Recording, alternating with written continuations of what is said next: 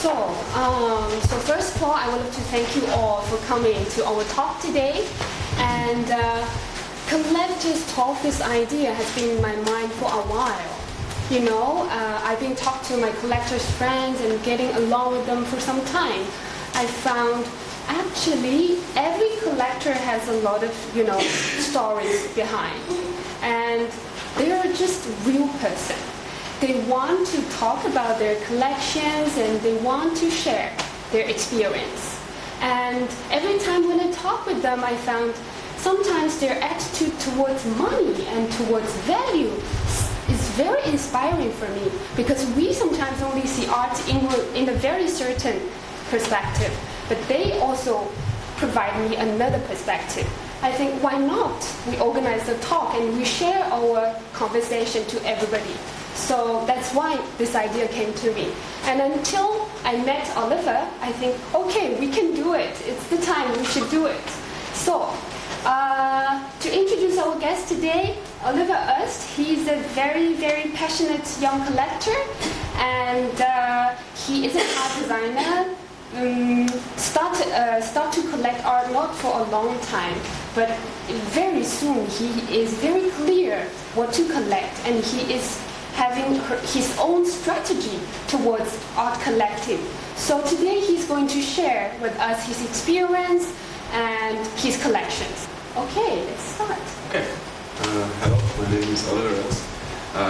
I'm an art collector, and I met Celine not long ago, maybe just some weeks or maybe 1.5 months ago, and then on the opening, I think. Yeah. And then we came into talking, and somehow she talked about her artist talks, and then she came up with the idea about collectors. Talked about this some weeks ago, and then we figured out, okay, let's find a date. I will do a little talking about my collection, about my experience, as she said. And I hope you get inspired and maybe you want to start immediately collecting art as well. This would be the best case in my opinion. So, this would be the best as well. And I guess we just start. In the beginning, collection. This is the name of my collection. I will talk a little bit later why and what's the philosophy of this name. The topic is how to start a collection from scratch, and I will give an example analysis of the potential of contemporary African art, which is the focus of my collection. Yeah, the intro.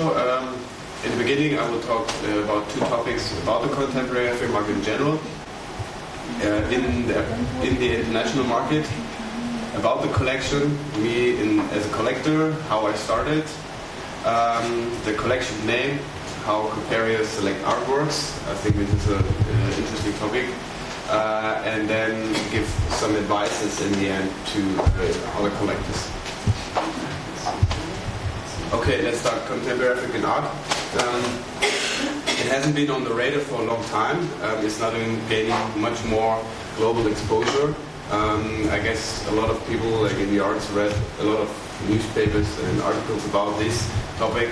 Currently the status of the art infrastructure is growing, a lot thanks to like private initiatives. For example, the Zeit Mocker in Cape Town was built by a private collector, Jochen Zeiss, and as well like art fairs popping up, like the 154, currently I think in the 7th edition, in London, New York and Marrakesh.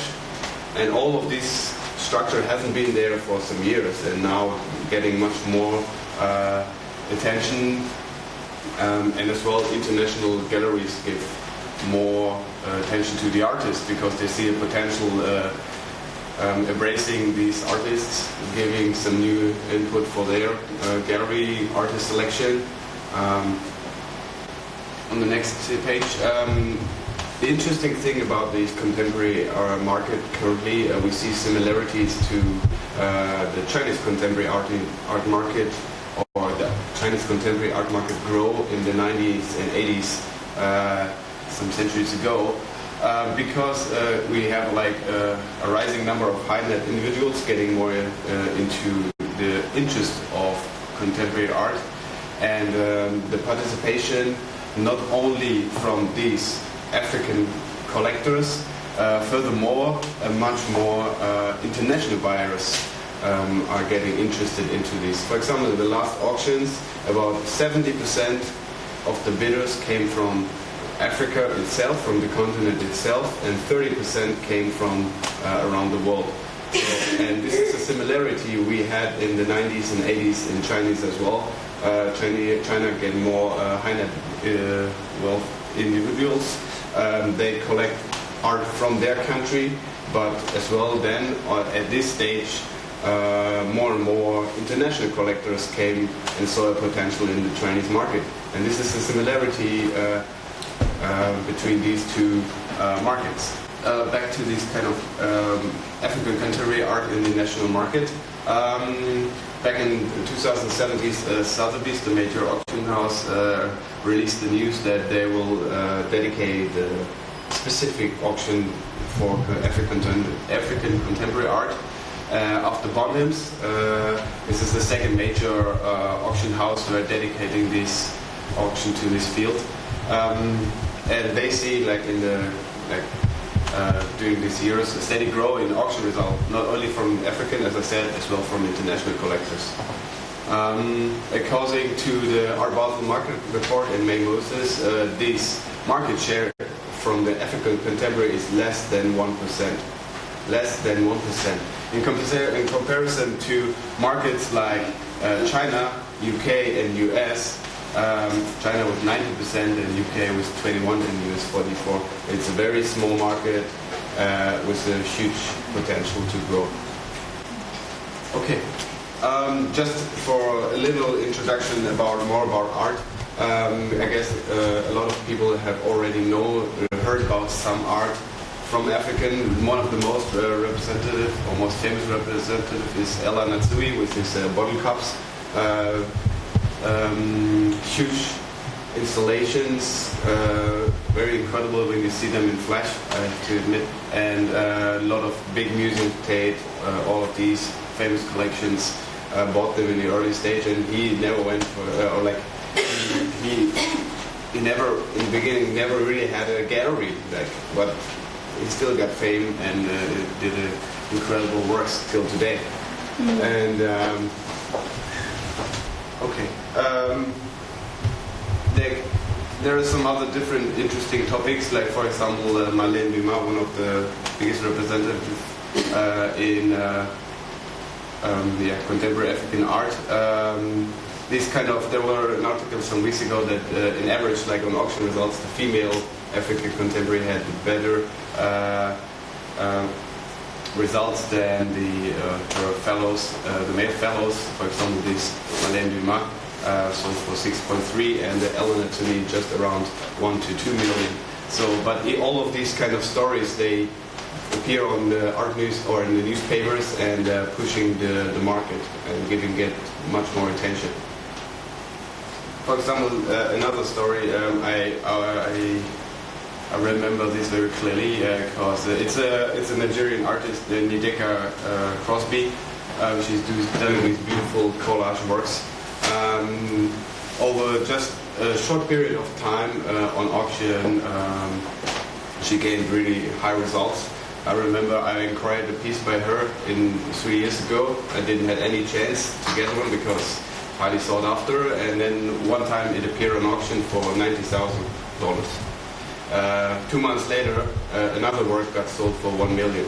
And all of these stories, these pushing the market or giving it much more attention.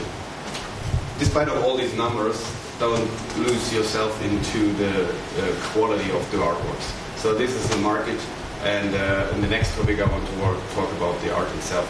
Okay, talking about my collection, Couperet collection. My collection I started back in 2016. The focus, as I said, contemporary Africa and its diaspora. So it's not only contemporary African, it means as well diaspora. It means artists who are related, coming from Africa, born in Africa, but maybe live in London or in New York, where the art scene is happening. Okay, yeah, the target is my specific or my personal target is to build a collection with a significant impact, feature masterpiece, and especially like from emerging and contemporary emerging artists, like in the early stage with a strong and unique character. Okay, that's me. I'm a car designer working for a Chinese company, Dongfeng. I came around 1.5 years ago to China, and yeah, back in 2016 or 2015, I bought two lithographs, small lithographs from a famous German artist, Gerhard Richter, and but it soon somehow realized like these lithographs didn't give me the feeling like a real painting. So then I sold them and took this money to buy my first painting, which gave me much more of this kind of satisfying of owning a piece of art, living with the art, and this raised the passion in me. Yeah, back in the university I had a lot of arts lessons, so I guess like through these that I'm working in the creative field, and I did as well like arts as well. My view is somehow concentrated on this in this area. So for me, I use this kind of thinking to choose my collections, my pieces. I think there's a kind of a benefit in comparison, like if you're a banker or someone else. Why this name? It's like an artificial name I created several years ago. It's a combination of two Latin words. It's a cupere and a prior. Cupere means the desire or demand. Someone really wants something, and prior, first or precursor. So I want to be like one of the first of something everybody needs. This is like this idea of philosophy I had in mind. So why this name? For me, the idea was like when I have my personal name, it could mean everything. So I somehow want to relate this collection to a name which stands for contemporary African art or for this philosophy, and not my personal name. How I select or we select quality is the most important thing in my opinion. There are a lot of things in like outside factors, like artist is going or is bought by a famous institution or attendance biennials, fairs, or attending famous collections. But for me, all these factors are variables. So it's not consistent, right? A famous collection can sell in a sell. So for me, in the end, the quality lasts. So if I have this piece in 10 years as well, the quality should be still there and give me a passion or a feeling of, yes, I still like it. Yeah, you saw this piece on the poster. It's an artist called Singer Samson. I will do I will do it like this. Like first, I always present the piece in my collection, and afterwards, I will present a little bit of back thoughts about the artist and some other pieces.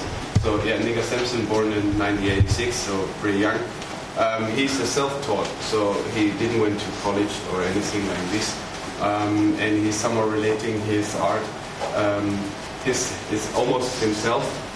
He's always using these kind of let's say Renaissance paintings style, where mostly white people were painted, and in his case he's painting himself like as black people in this scenario, mostly as well with more go back,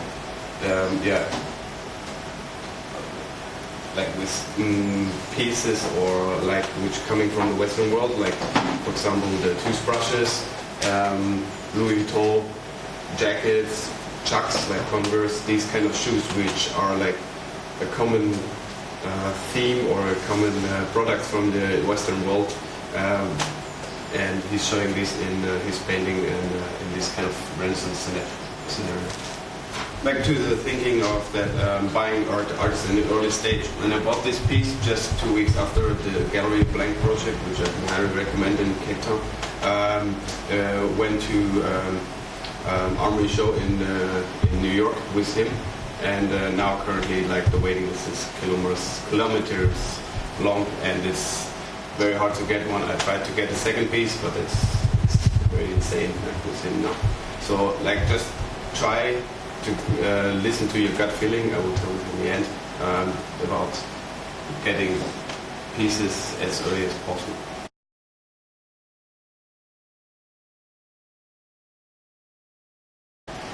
Okay, another artist, Kusanai Violet Hawami, is a painting I bought 2.5 years ago. She is a very young artist. She's from 1993, around 26 now. And she's coming from Zimbabwe and moved in the early years, had to leave with her family to London, which is still currently working on. And this kind of story of her life, this relation between leaving the country, living in a new environment, she tries to represent or paint in her painting.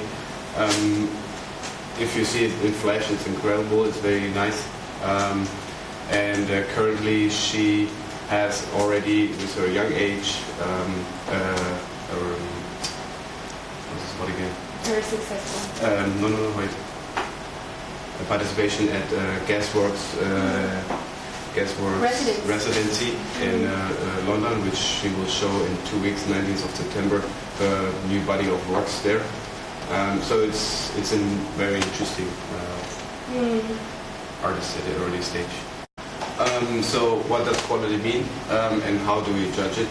This is a topic probably I got questioned a lot of time. It was Celine, and how do you judge this kind of quality? I was thinking about a little bit about this as well, like with the golden ratio. Like a lot of people, we see things and say, okay, this is beautiful, but we don't know why it's beautiful. And I think our eyes has got trained about this kind of golden ratio. It's appearing in media, in commercial advertising design. Always this ratio, like between a line like this comparison. This line in comparison to this is the same like this line in comparison to the overall length. So it means 62% to 38% is like this kind of golden ratio. And we see this in famous paintings like, for example, Mona Lisa as well. So the ratio of the head to the overall size of the painting is in the golden ratio. And I think this is one thing which you and I can have, I think in the peers as well, like in the simplicity or in geometrical paintings, I think there's a similarity as well. So, and I just tried as well this in my collection. I don't want to say this piece is a Mona Lisa, but like for this piece, like Jonathan Lyndon Chase, a young artist from living in LA, I just mapped the painting. I just mapped the golden ratio on top, and then I see, oh, there's a similarity as well, like in here, as well here. It doesn't mean like that this is a Mona Lisa. I just say that there's a harmonious relation between the lines and everything. Okay, in this case, I'll talk a little bit about Jonathan Lyndon Chase. These are two big works by him. And he got the fame like around 1.5 years ago, last year I think, where he attended the famous Rubel collection and family collection. This was one of the pieces of the exhibition. Yeah, that's him. And he has these very figurative paintings about man in the modern society, gay. All of these kind of topics, and the interesting thing, like as I said, like he was last year in the Rubel collection in this what's the word again? Residency. I always forget this word. And then yeah, he appeared in this residency, and I got the luck. I bought it half a year ago. So it's always these kind of stories. You have to trust yourself and take the right decision. Yeah, another topic is definitely like innovation. What does it mean? The unseen innovative style is key for me as well. I guess you have to focus your eye on this. how this topic, you have to see a lot of art. I think going to every opening, art fairs, museums, especially art fairs, I can recommend like as well to see there's the difference between artworks, because you have a lot of artworks on one view. Of course, in the museum the quality is good. So, but on the art fair it's very easy to see. Okay, there's a little less quality, there's better quality, and this is insane quality. So you can easily train your eye, in my opinion, from this. Just in general, like this is an artist. This is my second piece I bought. It's Mofa Tagadiva. It's a piece made out of computer keys.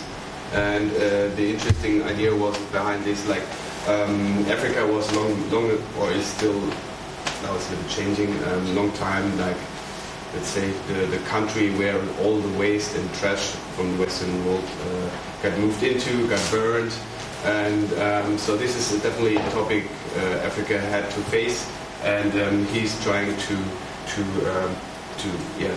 use these materials and to make these kind of beautiful wall sculptures out of it. I think a lot of contemporary African art is using, like facing these things of reusing materials and facing these problems. Another artist, the piece I bought, this was fourth piece. Zanele Muholi is now currently one of the most famous African contemporary photographer. So and she got a lot of fame. She's describing herself as a visual activist to empower like the gay rights in Africa. She's black and gay, and she's trying to empowering and make this visible. And here you see some more works about her. And the interesting thing, she will have next year her first retrospective as well with Tate Modern already in a young age.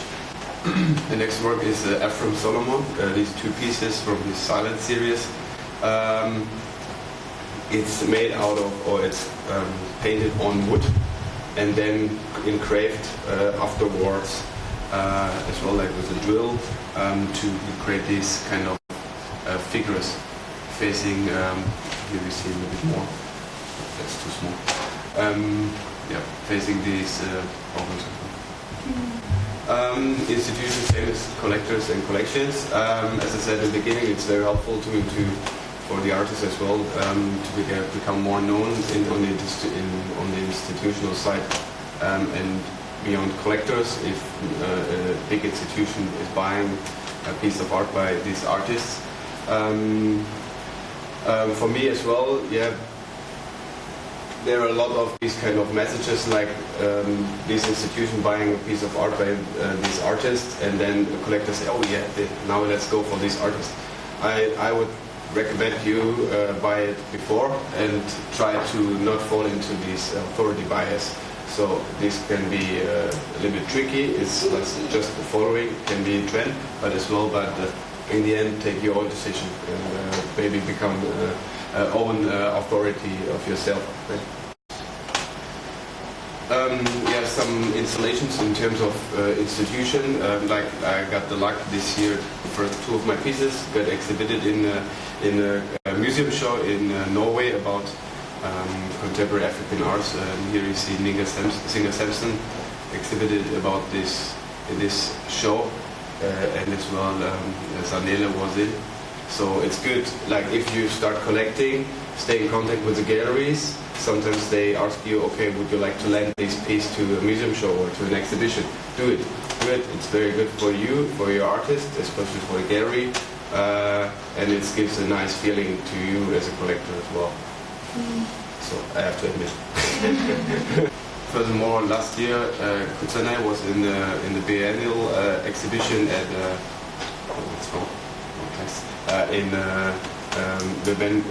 in France, Le Rennes-Biennale in the west of France.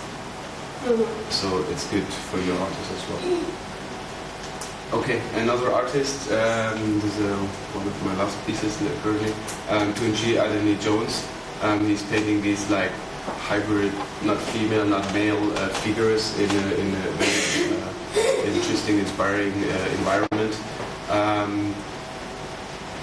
he is like from Nigeria, moved to born in England and with Nigerian parents, so like this. And he went to to Yale and Oxford, like good schools. And he had just his second show in London. It's kind of inspiring, and these kind of nice fantasy figures really caught my eye. Like back to this additional like compare collection and contemporary African plus its diaspora. So this is why I add this little thing, because like people say, okay, if you just focus on contemporary African arts, you only have to buy artists from the continent. I would like to not to limit this too much, because most of the artists maybe born there, then got the first fame, got the solo shows in London or other galleries, and moved to these cities. So this is why I don't want to limit it just to the country. Advices for new collectors. This is like I think the most interesting for maybe for you. I just had in the beginning an interesting article. Maybe I can recommend this. It's just a little bit like a stereotypes. There are 4 types of art collectors. Some of them are financial driven. Some of them may be more academically driven. The estate, for example, the barrier is mostly taste and visual pleasure. So he just buys the piece of art to have it, enjoy it, and not very much into interested in to have a financial gain or something like this. One of his famous estate, I would say, is what is his name? Yves Saint Laurent, who like bought mostly for his visual pleasure. Like the next would be the trophy hunter, who's just focusing on buying the real masterpieces, mostly motivated, maybe more by financial driven.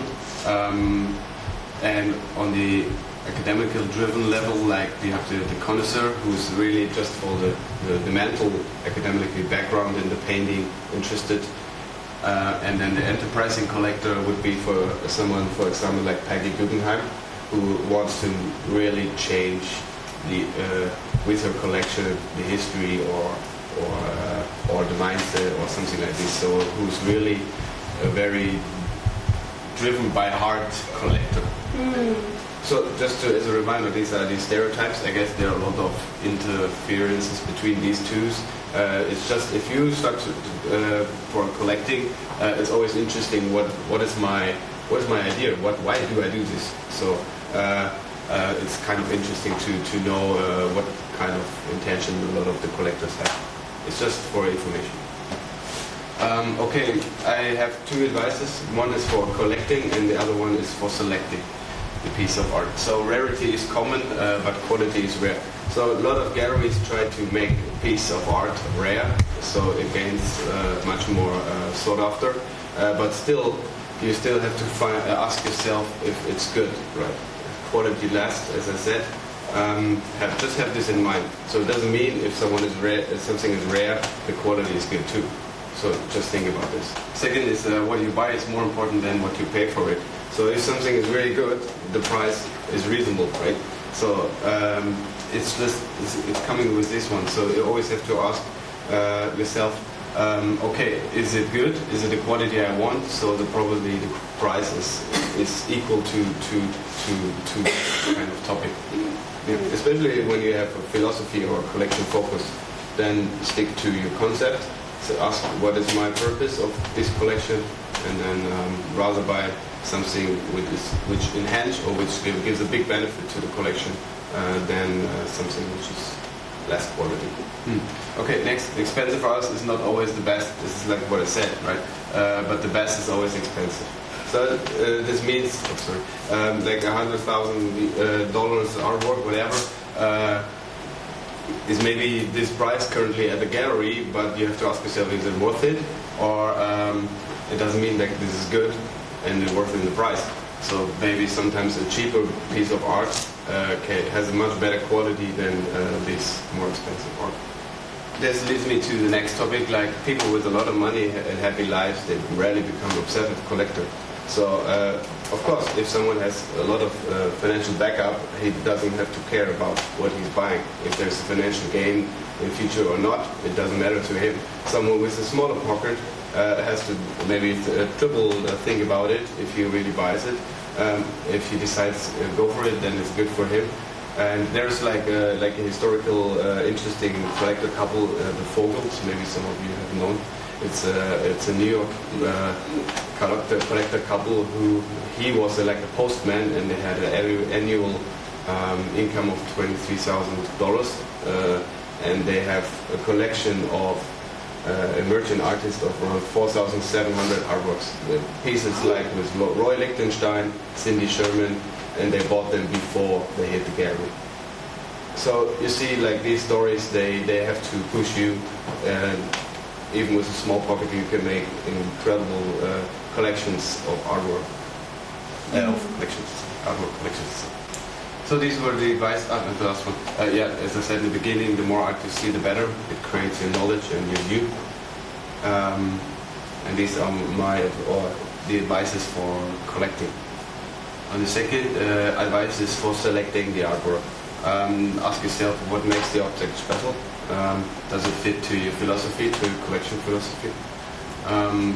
Is it really the quality you are looking for, or maybe not? Maybe wait for the next piece. Are you pressured by the gallery to buy or by the dealer? It's a common strategy from some galleries, if it's a sought after artist, to put a little bit of pressure. You have just 1 hour or 2 days to decide. This is a strategy, so think about it, having a backup. Are you feel pressured to buy it or not? And why do you want to buy it exactly? Do you prefer another piece of art by him? Is it maybe a piece from less quality? And then you gotta have to see the balance. Okay, maybe I have the chance now to buy a piece by the artist, or you go for the risk and buy maybe something with a better quality, but you don't know if the gallery will offer you in half a year another piece, if it's a sought after artist or something like this, right? And then the question, will you still like it in 5 or 10 years, right? So maybe you will never sell it again. You still have to live with it, right? And then if you sell it in 3 years, then okay, why not? But ask yourself, will you still like it in the future as well? Okay, and the most important thing, it's really my best, listen to your gut feeling. This is what I always did, seriously, and I can just write 10 times, underline this, so don't listen too much to other people, question what they say. In the end, it's your decision, it's your money, it's your collection, your philosophy, and listen to your gut feeling. This is my most important advice. Okay, this is my last piece, and this is my first piece. So I put my last piece in the end. It's an artist, Abudia. This was my very first piece, and he's from Ivory Coast. From Ivory Coast, and he got found by a New York gallery in a TV show. Like he was like a street artist, and now currently got a lot of fame, and one of like the more established already in this field. Okay, yeah, you already saw it. Thank you.